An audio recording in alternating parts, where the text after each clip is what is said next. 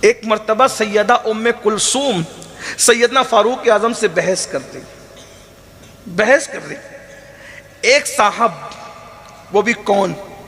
حضرت جابر ابن عبداللہ انصاری، ان کی بیوی کی شکایت لے کر کے وہ فاروق اعظم کے پاس آئے. اور شکایت کیا تھی پتہ ہے؟ اگر حدیث میں یہ الفاظ نہ آتے تو شاید میں بیان نہ کر. مصنف کی طرف آپ دیکھیں، اب حضرت علامہ عبدالرزاق نے اپنی مصنف میں لکھا، جابر یہ شکایت لے کر آئے، امیر المومنین میری بیوی مجھ پہ شک کرتی. اگر بیوی ستائے، منہ چلائے، پہلی بات تو یاد رکھنا، مجھے کسی کی بیوی ایسی نظر نہیں آتی جو منہ نہ چلائے. اگر کوئی کہے کہ میری بیوی نہیں چلاتی تو میں اس کی بات پہ یقین نہیں کر سکتا. اس کی وجہ بتاؤں؟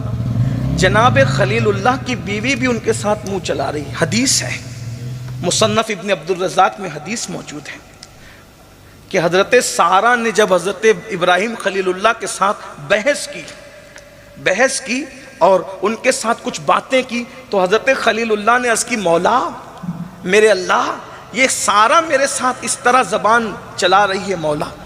تو اللہ نے فرمایا، ابراہیم تمہیں نہیں پتا کہ ہم نے عورت کو ٹیڑھی پسلی سے پیدا کیا ہے، جب تک اس کے دین میں خرابی نہ آئے اس سے چشم پوشی کرتے رہو اور اس کو نظر انداز کرتے رہو.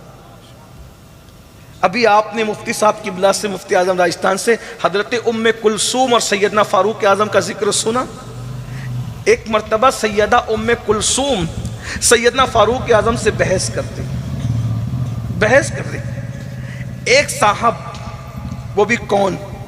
حضرت جابر ابن عبداللہ انصاری، ان کی بیوی کی شکایت لے کر کے وہ فاروق اعظم کے پاس آئے. اور شکایت کیا تھی پتہ ہے؟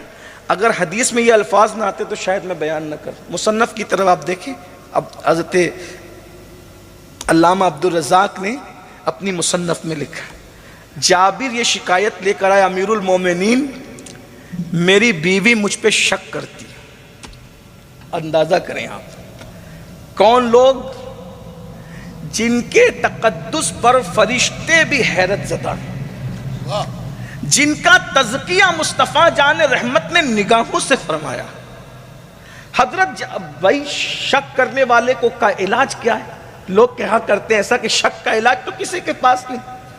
اور شک کی بات آپ سمجھ گئے نا کہ میں کیا کہنا چاہتا ہوں. راجستھان والے بھی شک کا مطلب سمجھتے ہیں نا. شک کرتی ہے بیوی، بہتوں پر ہوتا ہے شک، اور خوبصورت لوگوں پر تو زیادہ ہوتا ہے. بیویاں شک کرتی ہیں. اللہ اکبر.